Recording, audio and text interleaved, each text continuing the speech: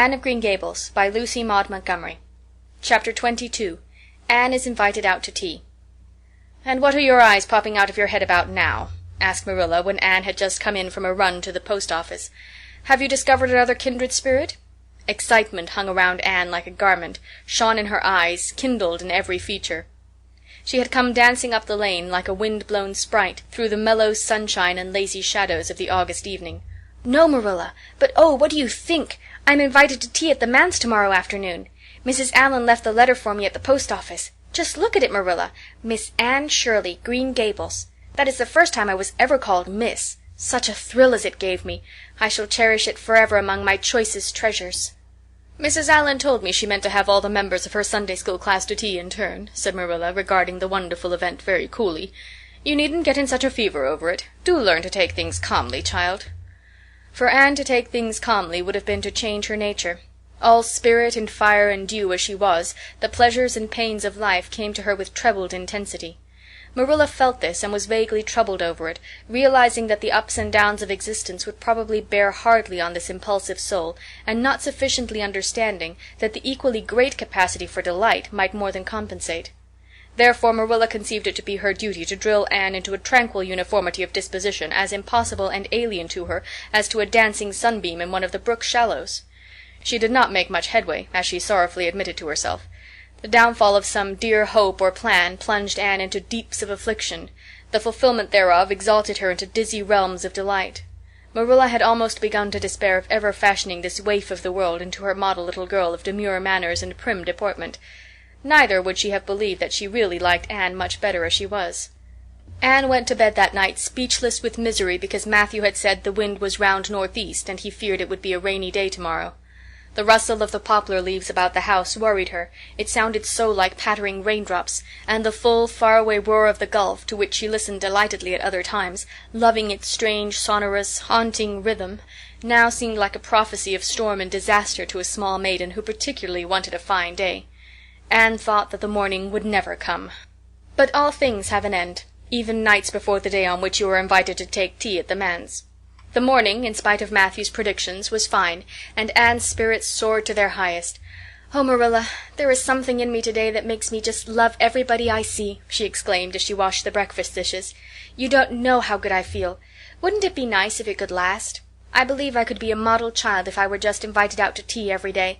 But oh, Marilla, it's a solemn occasion, too. I feel so anxious. What if I shouldn't behave properly? You know I never had tea at a manse before, and I'm not sure that I know all the rules of etiquette, although I've been studying the rules given in the etiquette department of the Family Herald ever since I came here. I'm so afraid I'll do something silly or forget to do something I should do. Would it be good manners to take a second helping of anything if you wanted to very much?"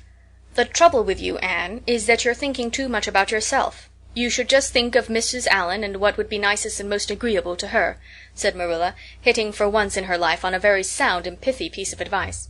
Anne instantly realized this. "You're right, Marilla. I'll try not to think about myself at all." Anne evidently got through her visit without any serious breach of etiquette, for she came home through the twilight under a great high-sprung sky gloried over with trails of saffron and rosy cloud, in a beatified state of mind, and told Marilla all about it happily, sitting on the big red sandstone slab at the kitchen door, with her tired curly head in Marilla's gingham lap. A cool wind was blowing down over the long harvest fields from the rims of furry western hills, and whistling through the poplars. One clear star hung over the orchard, and the fireflies were flitting over in Lover's Lane, in and out among the ferns and rustling boughs. Anne watched them as she talked, and somehow felt that wind and stars and fireflies were all tangled up together into something unutterably sweet and enchanting. "Oh, Marilla, I've had a most fascinating time. I feel that I shall not have lived in vain, and I shall always feel like that, even if I should never be invited to tea at a manse again. When I got there, Mrs. Allan met me at the door. She was dressed in the sweetest dress of pale pink organdy, with dozens of frills and elbow sleeves, and she looked just like a seraph. I really think I'd like to be a minister's wife when I grow up, Marilla. A minister mightn't mind my red hair, because he wouldn't be thinking of such worldly things. But then, of course, one would have to be naturally good, and I'll never be that, so I suppose there's no use thinking about it. Some people are naturally good, you know, and others are not. I'm one of the others. Mrs. Lynde says I'm full of original sin. No matter how hard I try to be good, I can never make such a success of it as those who are naturally good. It's a good deal like geometry, I expect. But don't you think the trying so hard ought to count for something? Mrs. Allan is one of the naturally good people. I love her passionately. You know there are some people like Matthew and Mrs. Allan that you can love right off without any trouble, and there are others like Mrs. Lynde that you have to try very hard to love. You know you ought to love them because they know so much and are such active workers in the church, but you have to keep reminding yourself of it all the time or else you forget. There was another little girl at the manse to tea, from the White Sands Sunday School. Her name was Lauretta Bradley, and she was a very nice little girl. Not exactly a kindred spirit, you know, but still very nice. We had an elegant tea, and I think I kept all the rules of etiquette pretty well. After tea Mrs. Allan played and sang, and she got Lauretta and me to sing too. Mrs. Allan says I have a good voice, and she says I must sing in the Sunday school choir after this. You can't think how I was thrilled at the mere thought. I've so longed to sing in the Sunday school choir as Diana does, but I feared it was an honor I could never aspire to. Lauretta had to go home early because there's a big concert in the White Sands Hotel tonight, and her sister is to recite at it. Lauretta says that the Americans at the hotel give a concert every fortnight in aid of the Charlottetown Hospital, and they ask lots of the White Sands people to recite. Lauretta said she expected to be asked herself some day. I just gazed at her in awe.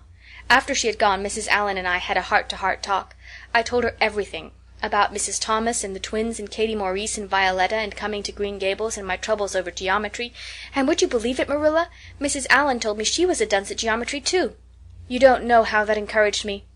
Mrs. Lynde came to the manse just before I left, and what do you think, Marilla? The trustees have hired a new teacher, and it's a lady. Her name is Miss Muriel Stacy. Isn't that a romantic name? Mrs. Lynde says they've never had a female teacher in Avonlea before, and she thinks it is a dangerous innovation. But I think it will be splendid to have a lady teacher, and I really don't see how I'm going to live through the 2 weeks before school begins. I'm so impatient to see her. End of chapter 22.